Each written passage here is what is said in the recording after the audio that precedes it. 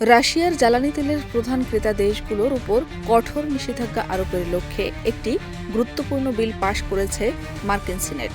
২৮ জুলাই সিনেটে ৮৬/১২ ভোটে বিলটি অনুমোদন পায়। বিলটি পাশে রিপাবলিকানদের পাশাপাশি অধিকাংশ ডেমোক্র্যাট সদস্যও সমর্থন দিয়েছেন।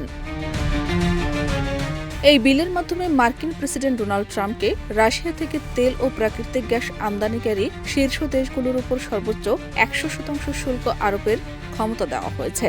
এর আওতায় বিশেষভাবে ভারত ও চীন সবচেয়ে বেশি প্রভাবিত হতে পারে, কারণ তারা রুশ জ্বালানির অন্যতম বড় ক্রেতা। বিলে রাশিয়ার সরকারি কর্মকর্তা, প্রভাবশালী ব্যবসায়ী, আর্থিক প্রতিষ্ঠান এবং নিষেধাজ্ঞা এড়িয়ে তেল পরিবহনে ব্যবহৃত তথাকথিত শ্যাডো ফিল্ডের বিরুদ্ধে নতুন নিষেধাজ্ঞার বিধান রাখা হয়েছে। পাশাপাশি ইরানের জ্বালানি ও অস্ত্র খাতে অর্থায়ন ঠেকাতে আগের নিষেধাজ্ঞার মেয়াদ বাড়ানোর ব্যবস্থাও যুক্ত করা হয়েছে। তবে যেসব দেশ রাশিয়া থেকে ১৫% কম প্রাকৃতিক গ্যাস আমদানি করে এবং ধীরে ধীরে এই নির্ভরতা কমানোর উদ্যোগ নিয়েছে, তাদের জন্য কিছু ছাড়ের সুযোগ রাখা হয়েছে।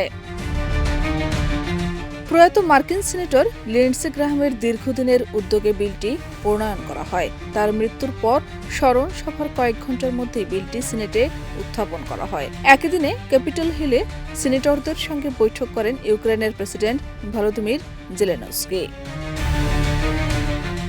মার্কিন প্রশাসনের মতে বিলটির লক্ষ্য রাশিয়ার জ্বালানি খাতের আয় কমিয়ে ইউক্রেন যুদ্ধের অর্থায়নে চাপ সৃষ্টি এবং একই সঙ্গে ইরানের উপরও অর্থনৈতিক চাপ বাড়ানো।